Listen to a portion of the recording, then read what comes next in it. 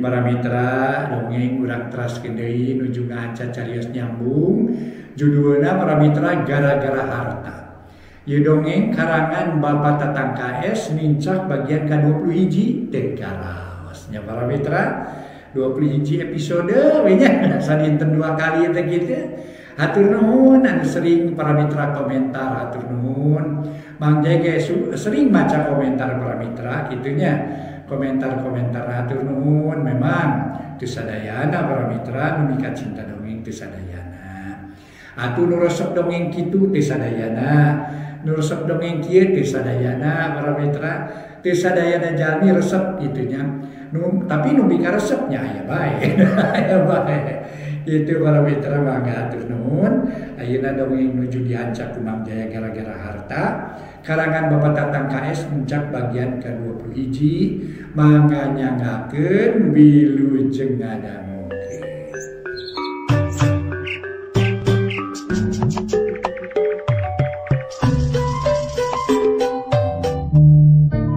Para mitra anu mulia, wilujeng tepang dangu sareng acara matuh dongeng enteng pangbeberapa. Mang Jaya sapara kanca bade neraskeun hanca dongeng nu katunda carios nyambung judulna nyaeta gara-gara harta karangan Wa Tatang. Ayeuna teh nincak bagian ka-21. Mangga urang lajengkeun. Sabada salat maghrib di masjid, Cep Sumarna cacarita kanu jadi ibu ramana. Narima surat ondangan ti Denjoni, malah surat ondangan ge diuningakeun ka kersana ajengan dahlan. Kalayan saur ajengan dahlan sae sumpingan bae, ngan ulah boga rasa panas ningali nu kerendengan. Komo makerek ngayakeun kaributan ma ulah bisi ngajadikeun picilakaeun. Kitu deui Ibu Ningsih oge ngaburukan ka ingkang putri. Cunuk kana waktuna nu geus ditangtukeun ti anggalna. Di imah Denjoni loba semah awewe lalaki. Samalah aya sababaraha urang bangsa Walanda. Si horeng harita poe Sabtu waktuna Neng Yani dirapalan. Memang ari kawinna mah nurutkeun katangtuan agama Islam. Tur nu ngarapalanana ti kaum atuh walina Denjoni salakina. Poe harita Cep Sumarna teu datang sabab geus niatna dina poe Minggu, dina waktuna pesta. Ari rek ngayakeun pestana di imah indung bapana Sinyo Hendrik. Sabab tempatna lega ari katambah-tambah rek diayakeun dangsa. Isukna nincak kana poe Minggu bada asar Cep Sumarna geus saged. Make pakaian bareresih tu rapi samalah make sapatu sagala. Meunang nyemir sabab rek nyumponan kana onangan ti Denjoni.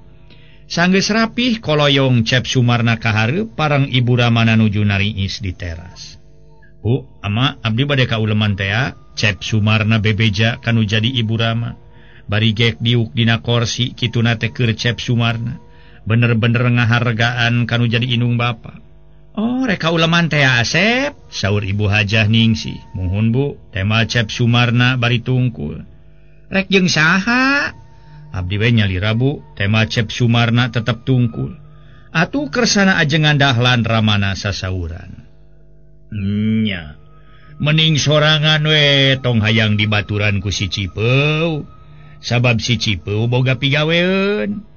Ngan sakitu we amanati amama omat ulah nemongkeun semu itu ieuna.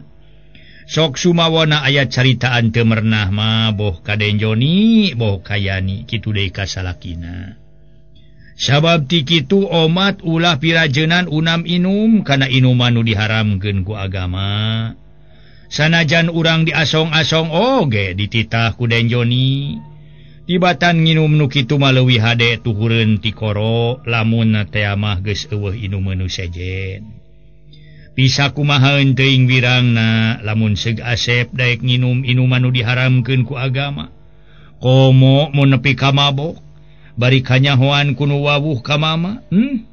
Geus moal henteu keur mama erana.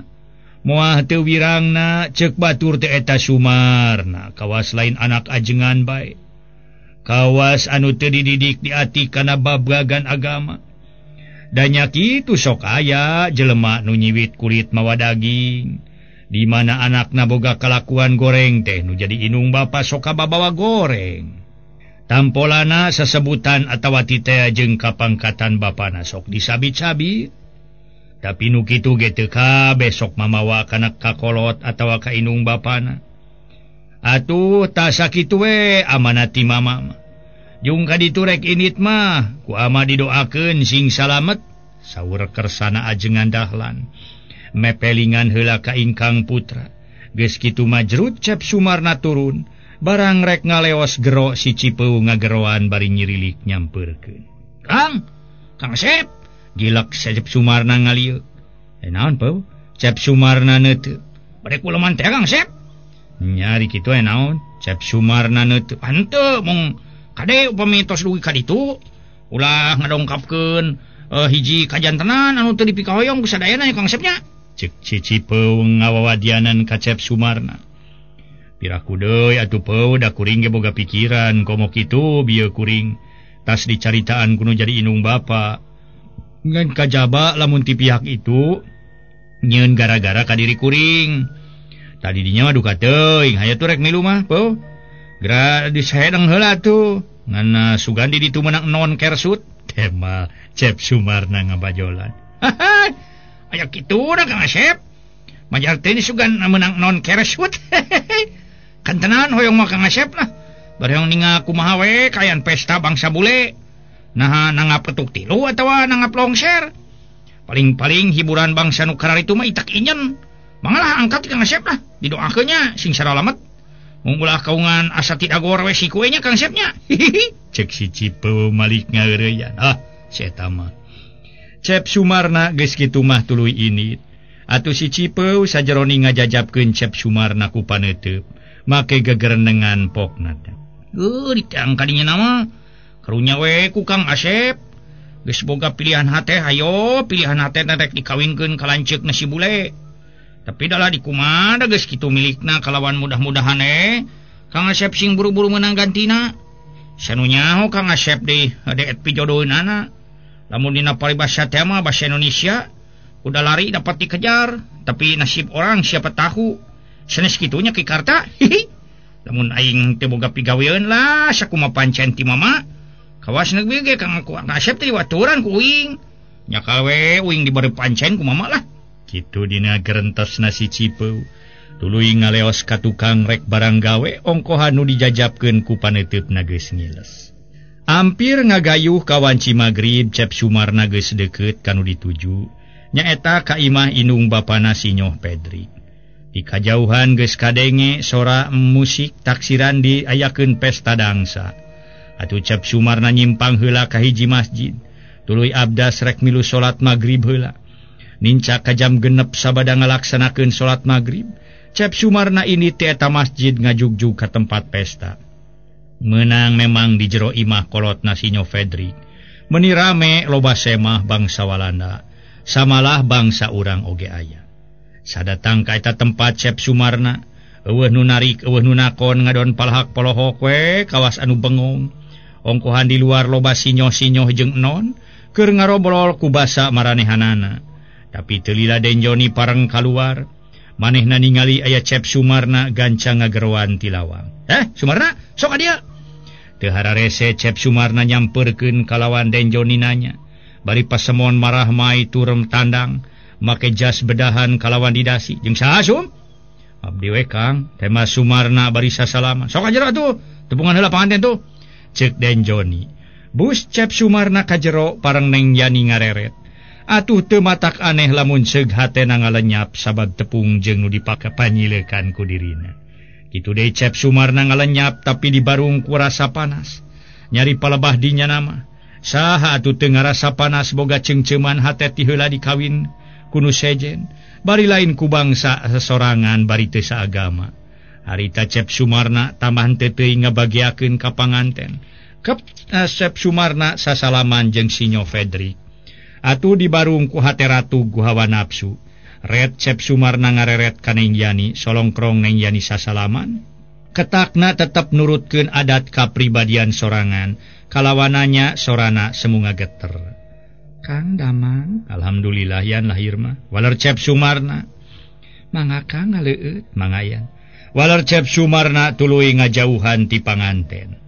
Geduk Cep Sumarna kabadug ku nu keur dangsa, gancang ka sisi gek diuk dina kursi, torojo dan Joni nyampeurkeun kalawan pokna. Cumrek minum naon, whisky, brandy, atawa limun? Wios ka, ulang ngarepotkeun Kang. Teu ngarepotkeun, geus biasana di nu kieu mah atuh. Brandy nya yang ngarah ieu seger itung-itung ngahormat we ka panganten. Dan Joni nawaran inuman keras, majah teh itung-itung ngahormat panganten. Nuhun Kang, sanes nampik pangasih abdi mah tara biasa ngaleueut nu kitu teh. Cep Sumarna nolak ditawaran inuman keras. Da moal naon-naon atuh, nu kieu mah moal mabok saeutik. Dan Joni maksa. Da manehna mah biasa sok nginum inuman keras. Tapi Cep Sumarna tetep nolak sigana teh tibatan beunang dipaksa. Kudu nginum nu kitu leuwih hade galungan, sabab Cep Sumarna yakin yen inuman kitu teh diharamkeun kudu nganut agama Islam. Akhirna Den Joni ngaleos, atuh Cep Sumarna ngajajentul we sorangan, eueuh nu maturan pisan. Keur kitu selenteng aya saurang bangsawalana nyampeurkeun ka Sinyo Fedrik. Pok nyarita ku basa manehna. Si horeng eta nu sabangsa jeung Sinyo Fedrik teh nungtu Neng Yani tuluy dangsa. Taksiran tadi nyarita ka Sinyo Fedrik teh menta idin hayang dangsa jeung panganten awewe. Kalieus Cep Sumarna ngabalieur sabab ningali Neng Yani dangsa jeung bangsawalana. Ari Neng Yani sajeroning dibawa dangsa teh ngareretan we ka Cep Sumarna. Bari dina dangsa nage teu bisaeun manehna mah kusabab kakara turut can bisa dangsa nu bener. Ngan daek sote dititah ku Sinyo Fedrik salakin. Harita waktu geus ampir ka jam 8, Cep Sumarna masih keneh cimek blek diuk dina kursi. Kuniang nangtung maksudna rek pamitan ka Den Joni, ngan Den Joni keur ngobrol jeung Semah anu kakara datang. Atuh Cep Sumarna gek diuk deui sedeng Neng Yani masih keneh di dagawe. Masih keneh dangsa bari teu weleh ngareretan ka Cep Sumarna. Nyedek kapeutingnakeun beuki rame beuki loba onangan udah datang. Lolobana mah bangsawalana. Musik beuki ngageder teu puguh dengekeunana. Waktu kerame nu darangsa nu dilaluar ribut, samalah bangsa non ting jarerit, bari ting beretak lalumpatan ka jero menit teu sirikna silih tubruk. Si horeng di luar aya ajag bodas babaung, burudul anjing ti pilemuran daratang beni rageg, celeng aya ajag bodas luncat ngarontok saurang upas, nurek nyabet ajag bodas ku kolewang. Pugu upas nu dirontok ku ajag bodas teh gogorowokan, sedang anjing mah anu sejena asup ka jero. Atuh nu keur darang saribut ting jarerit, keur kitu teh para mitra ujug-ujug pas listrik anu desel pareum. Cerit Neng Yani ngajerit. Harita Cep Sumarna siga nu geumpeur ningali anjing rageg jeung ngadenge bangsa non ting jarerit. Cungungung ajag bodas babaung. Anjing anu sejen lalumpatan bari rageg, teu lila berai listrik caang harita Fedrik. Ribut kalengitan ku Neng Yani. Bangsawalana awe lalaki atuh para mitra anu lalabuh kakara cengkat sabab listrik geus caang. Puguh we Den Joni jeung nu sejena raribut. Samalah bapana Sinyo Fedrik cocorowokan nitah ka upas-upas neangan Neng Yani anu aya nu ngiwat. Teu hararese bangsa upas aya kana tujuhna ting beretak lalumpatan nu kaditu nu kadieu. Neangan Neng Yani selentang Den Joni nyampeurkeun ka Cep Sumarna nu keur ngajengjen. Siga nu bengong. Kitu soteh kawas nu reuwas ku kajadian ajag bodas jeung anjing-anjing ti kampung arasup ka jero imah. Waduh, cilaka Sum. Cilaka Yani anu ngiwat. Wayana Sumarna kudu ngabantuan ayangan Yani. Nyaan kurang ajar temenan manusia teh. Gara-gara ajag bodas jeung anjing ti kampung ka jero Yani eueuh. Pasti aya manusia nu boga raya rasa kasempetan wuri-wuri semah ribut. Sieun ku ajag Yani anu ngiwat. Aduh, asa pamohalan Yani digalusur onaman ku anjing atau ku ajag mah. Ya pasti aya manusia nu kurang ajar ya. Kemana milariana tuh Kang Jon mangkaring tos wengi kieu Kang Jon? Cep Sumarna siga nu ngarasa bingung. Dititah mantuan neangan Neng Yani. Lain ayeuna tapi isukan. Ayeuna mah geus peuting ongkohan. Bapana Fedrik ge marentahkeun ka upas dititah neangan Yani. Syukur-syukur lamun Sumarna mau batur. Keun perkara ongkos-ongkos mah diganti ku akang ge. Insyaallah atuh enjing mah Kang. Wayahna akang minta bantuan ka Sumarna nya. Sabab akang hariwang ku Yani. Sajabat kitu akang ngarasa erawe ku indung bapana Fedrik. Sasat kasebut besan akang atuh.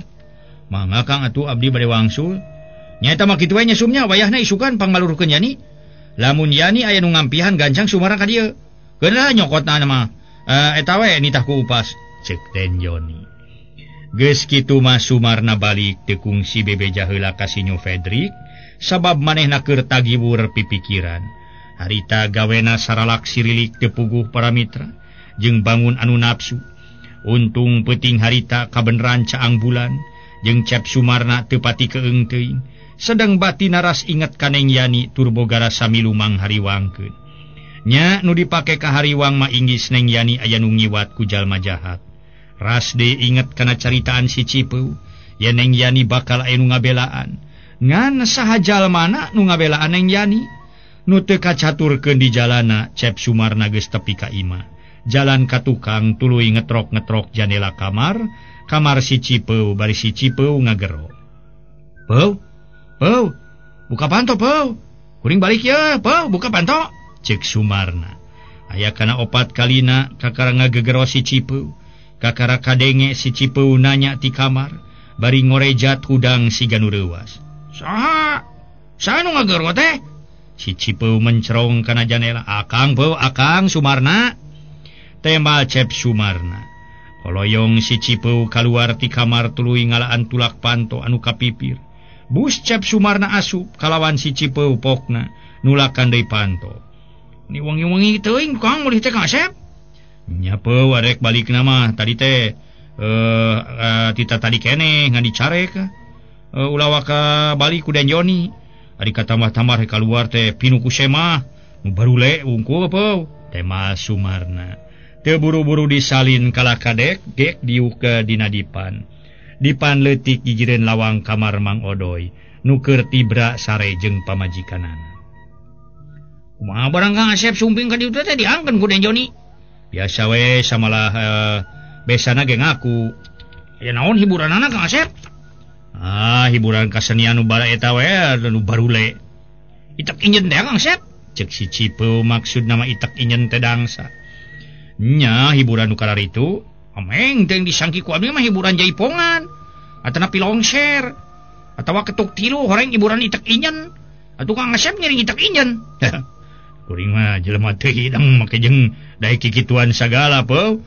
Digana diburuhan ge keheulaan kudu kikituan mah. Samalah kuring mah salira di ditu teu nginum cai ata-ata acan. Gusti. Piraku Kang Asep teh anu nyuguhan? Lain nu nyuguhan atawa opieun.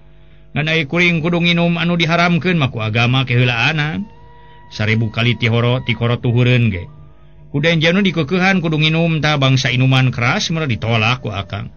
Ceuk hate teh lamun kuring dipaksa kudu nginum nu kieu kajeun gelut nya.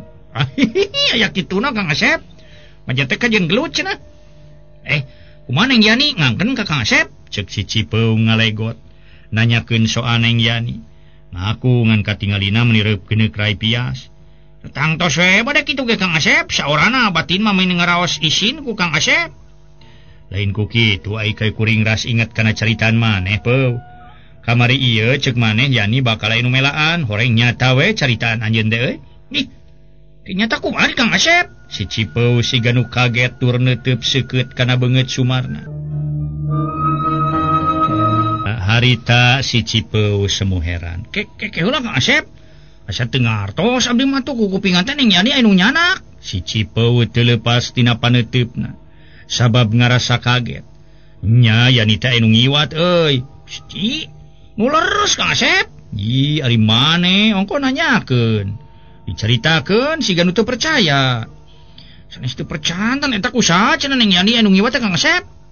Teuing kusaha nama sabab harita parang listrik pareum. Asal nama kuring ngadenge bangsa non-non keur di luar ting jararit. Disangka ku kuring mah anu ngegarlut harita teh. Atuh disangka mah atawa anu mabok si horeng teh ajag bodas jeung anjing kampung. Harita ajag bodas ngarontok ka saurang upas. Atuh puguh we nu keur di luar teh ting bertek ka jararo. Atuh nu keur darangsa loba anu kalabuh ka darupak. Samalah harita Neng Yani ge pareng keur diajak dangsa ku saurang bangsawalana. Deulila listrik caang deui ari heug Neng Yani eueuh. Atuh Den Joni teh salakina Den Joni jeung si Pedrik salakina Yani. Kitu deui nu bapana si Pedrik. raribut atuh kalengitan panganten awewe. Samalah bapana si Bedrik nitah ka sababaraha urang upas neangan Yani. Kuring ge tadi nama kabawakeun geumpeur kuno ting jarerit jeung kuno lalabuh. Nya anteu salah caritan anjeun teh peu. Ngan nepi ka ayeuna kuring teh jadi tanda tanya. Kusaha atuh Yani dibawana? Cek Sumarna ngarasa kaget kunung ngiwatna Neng Yani ongkohan teu katingali sabab listrik ngadak-ngadak pareum.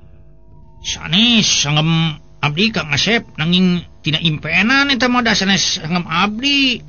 Kapan mangkukna pan disanggemkeun perkawis impenan abdi. Untung Kang Asep angkat ka ditu, cobi upami Kang Asep teu ka ditu.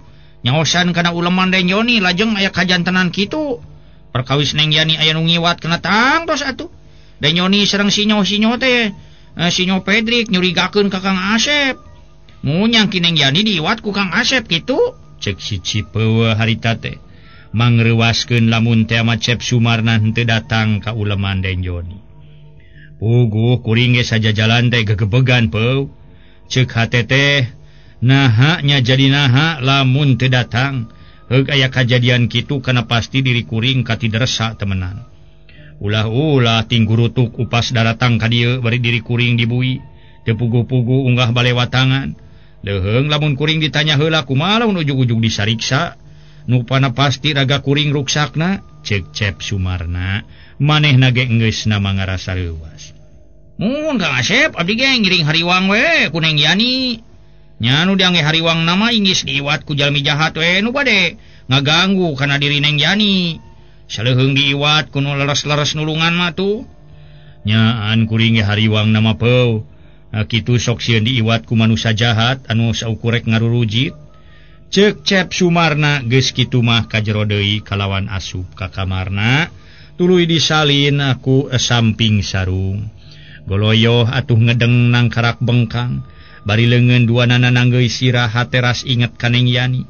Sakapeung ngarasa keheul malah boga rasa panas dumeh Neng Yani kawin ka sinyo Pedrik. Sakapeung ngarasa hariwang inggis diiwat ku jelema jahat. Meunang sawatara menit Cep Sumarna ngalamun mikiran Neng Yani, tapi teu lila panonna ceuleuyeuk taksiran geus tunduh. Nu teu sakumaha lila reup sare meni ujug-ujug tibra kawas anu meunang ngabebeutkeun. Di luar wawangunan jempling pisan anu kadenge lintang ti sorasa satwa anu biasa liar tur disaradati peuting. Awar-awar anjing ngagogog ti jauhna. Atuh ibu ramana Cep Sumarna teu kareungeut batuk-batuk acan kitu deui Mang Odoy jeung Bi Uning. Ngan si Cipeu para mitra anu canekul kene can sare sanajan geus ngampih ge ka kamarna ngadon ngahuleng bari ngagerendeng jeroeun dadana. Nyaan untung Cep Sumarna datang ka onangan. Coba lamun manehna teu datang heug aya kajadian kitu Neng Yani anu ngiwat. Kana pasti Kang Asep teh diringkus ku upas tur disangka ngiwat Neng Yani. Lain ku kitu eta impian aing yakin tur nyata. Eta saha jeung urang mana jelmana nya nu ngiwat Neng Yani teh.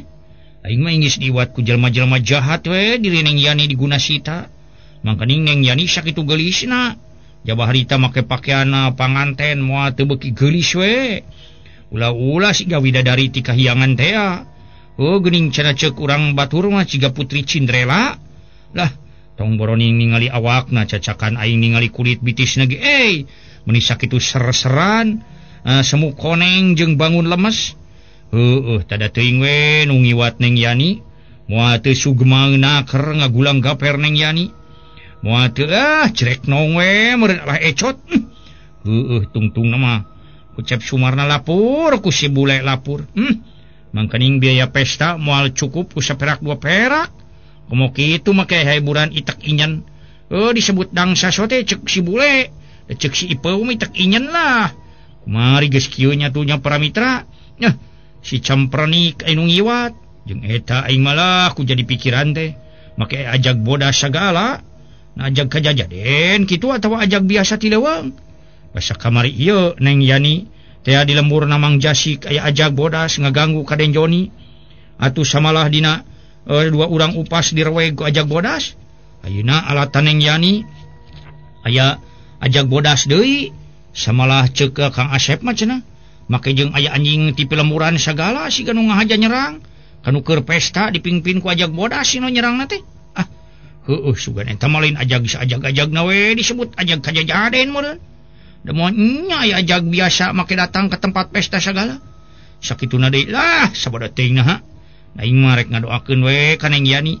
Mudah-mudahan we anu ngiwat manehna kasebut jelema bener. Nu nyaaheun ka Neng Yani. Kitu gerentes hate si Cipeu.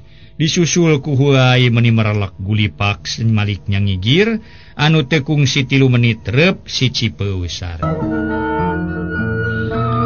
Para mitra anu mulia, atuh isukna Cep Sumarna nyaritakeun kajadian perkara Neng Yani kapayuneun Ibu Ramana samalah Mang Odoy ge bade gana nyaksian kana caritaan Cep Sumarna. Teu matak aneh upami Ibu Hajah Ningsih reuasna teh nampi wartos ti ingkang putra yen Neng Yani aya nu ngiwat. Sajabati kitu Ibu Ramana Cep Sumarna ngaros kaget make aya ajag bodas sagala rupa. Wah, ajag kajajaden mah kitu mama, cek Mang Odoy bari ngareret ka kersa ajengan dahlan. Duka teuing ajag kajajaden, duka ajag biasa. Ajag biasa mah daerah atuh ama ge ningali ajag ari lainnya ningali anjing mah biasa nama di pakampungan. Pan ajag mah dileuweung cicingna oge. Walar kersa mama ajengan dahlan. Sanes ku kitu abdi maras ka si Asep jadi nahanya lamun si Asep henteu ka ditu. Heug aya kajadian kitu Neng Yani aya nu ngiwat. Geus moal henteu we si Asep atuh nu katudingan ku Den Joni. Buri-buri si Asep teu datang ka ditu, Yani aya nu ngiwat. Aya pasal ti angalna. Meureun ceuk paribasana, pur kuntul karitungu lar gaga karitungak moal neangan jurig nu teu kadeuleu. Tah kitu. Geus kitu we si Asep kudu salamet. Nu mata kamari ku ama dititah datang teh panari si Asep ka ditu mah bari Neng Yani diiwat ku batur. Si Asep aya keneh di ditu. Lamun si Asep teu ka ditu atawa samemeh aya kajadian heug si Asep geus balik, pasti ngadi curiga. Walar kersana ajengan dahlan.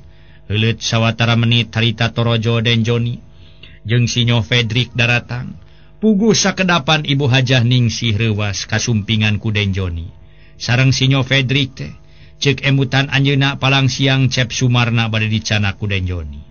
Punten. Den Joni nyebutkeun punten atuh kersa ajengan dahlan jeung Ibu Hajah Ningsih ngawaler. Mah ngalinggih Aden. Saur kersa ajengan dahlan. Darambang sadena Mang Ajengan. Ceuk Den Joni tetep ka kersana ajengan dahlan teh nyebutna Mang Ajengan. Bari solongkrong Den Joni sasalaman ka ajengan dahlan sareng ka Ibu Hajah Ningsih. Waktosna seep.